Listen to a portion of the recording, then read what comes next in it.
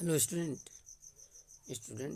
आज का जो वीडियो लेक्चर है, इस वीडियो लेक्चर में हम मशीनरी मतलब कैसे डीएनए का रिप्लिकेशन होता है और कौन कौन से एंजाइम्स हैं जो इन्वॉल्व होते हैं, इसके बारे में हम जानेंगे। अगर हम ई कोलाई लिविंग सेल की बात करें तो इस ई कोलाई लिविंग सेल में कुछ सेट ऑफ एंजाइम इन्वॉल्व होते हैं रिप्लिकेशन में। जो मेन एंजाइम है जो रिप्लिकेशन इन्वॉल्व होता है वो है डीएनए डिपेंडेंट डीएनए पॉलीमरेज। ये जो एंजाइम है वो डीएनए टेम्पलेट को कैटालाइज करता है और पॉलीमराइज करता है डीऑक्सी न्यूक्लियोटाइड को। ये जो एंजाइम है वो हाईली एफिशिएंट होता है और ये कैपेबल होता है कैटालाइजिंग करने में पॉलीमराइजेशन रिएक्शन को, मतलब लॉन्ग चेन ऑफ डीएनए को बनाने में ये कैपेबल होता है। ये जो एंजाइम होता है ये लार्ज नंबर ऑफ न्यूक्लियोटाइड को बहुत कम समय में बना देता है, डीएनए पॉलीमरेज। अगर ई कोलाई की बात करें तो इसमें 4.6 इंटू 10⁻6 बेस पेयर होता है। वही अगर एनिमल सेल्स की बात करें, ह्यूमन बींग की, इसमें 6.6 इंटू 10⁹ बेस पेयर होता है। तो इतने लंबे डीएनए को ये बहुत कम समय में रिप्लिकेट करके इसका कॉपी बना देता है। तो ये जो ह्यूमन की अगर बात करें तो ह्यूमन में ये मात्र 18 मिनट में उसके डीएनए का कॉपी बना देता है। अगर इस हिसाब से देखें तो एवरेज इसका रेट है जो पॉलीमराइजेशन का, जिसमें ये लगभग पर सेकेंड लगभग 2000 बेस पेयर का पॉलीमराइजेशन करता है। ये नहीं है कि बस ये फास्टली पॉलीमराइजेशन करता है, नहीं, फास्ट के साथ साथ एक्यूरेट भी पॉलीमराइजेशन करता है। जैसे डीएनए में एडेनिन के सामने थाइमिन, ग्वानिन के सामने साइटोसिन, इस तरह से एक्यूरेसी भी देता है। अगर रिप्लिकेशन करते समय कोई चेंजेज आ गया डीएनए में तो उसे हम म्यूटेशन करते हैं। जो डीएनए का रिप्लिकेशन है वो बहुत ही एक्सपेंसिव प्रोसेस है, मतलब उसमें एनर्जी का खर्च होता है। और डीऑक्सीराइबोन्यूक्लिक ट्राइफॉस्फेट जो इसमें ड्यूअल पर्पज की तरह काम करता है, ये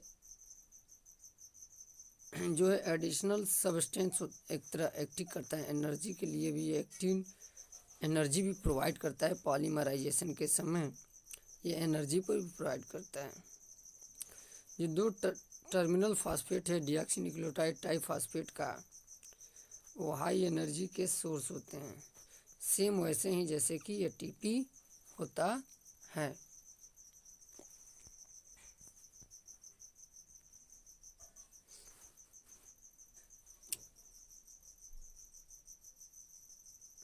डीएनए डिपेंडेंट डीएनए पॉलीमरेज के अलावा दूसरे भी कई एंजाइम्स हैं जो कि ज़रूरत होते हैं कंप्लीट प्रोसेस जो है रिप्लिकेशन को कंप्लीट करने के लिए विथ एक्यूरेसी के साथ।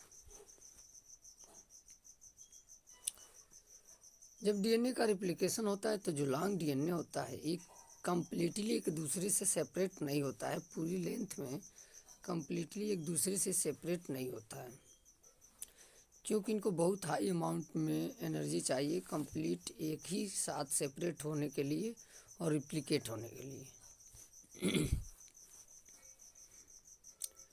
तो डीएनए में कुछ जगहों पे एक स्मॉल ओपनिंग होती है जिससे डीएनए हेलिक्स में कुछ जगहों पे स्मॉल ओपनिंग होती है जिससे रिप्लिकेशन फॉर्क करते हैं, और फिर उनमें डीएनए डिपेंडेंट जो डीएनए पॉलीमरेज है वो पॉलीमराइजेशन का प्रोसेस करता है सिर्फ एक डायरेक्शन में 5 प्राइम टू 3 प्राइम।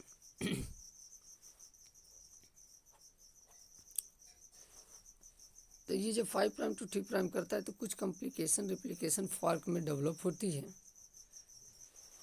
और एक जो स्ट्रैंड होता है वो कंटिन्यूअस सिंथेसिस होता है, जबकि जो दूसरा स्ट्रैंड होता है वो डिसकंटिन्यूअस सिंथेसिस होता है। जो एक स्ट्रैंड जो कंटिन्यूअस सिंथेसिस होता है वो होता है 3' to 5' डायरेक्शन में, और जो दूसरा जो डिसकंटिन्यूअस सिंथेसिस होता है वो 5' to 3' डायरेक्शन में। जो डिसकंटिन्यूअस फ्रेगमेंट सिंथेसिस होता है वो बाद में ज्वाइन होकर कंटिन्यूअस हो जाता है, किस एंजाइम की हेल्प से? डीएनए लाइगेज एंजाइम की हेल्प से जुड़कर ये कंटिन्यूअस हो जाता है।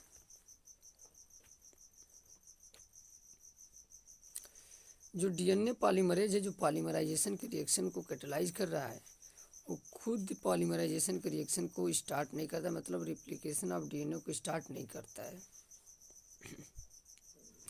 और ऐसा नहीं है कि रिप्लिकेशन डीएनए के किसी भी पार्ट पे होना स्टार्ट हो जाएगा। डीएनए पे कुछ स्पेसिफिक रीजन्स होते हैं जहाँ से ही रिप्लिकेशन स्टार्ट होते हैं, और उस स्पेसिफिक रीजन को ओरिजिन ऑफ रिप्लिकेशन कहते हैं।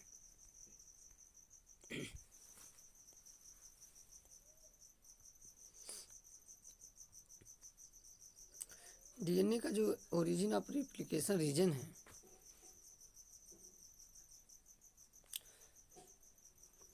उसमें ज़रूरत पड़ती है रिकॉम्बिनेंट प्रोसीजर की, वेक्टर की ज़रूरत पड़ती है।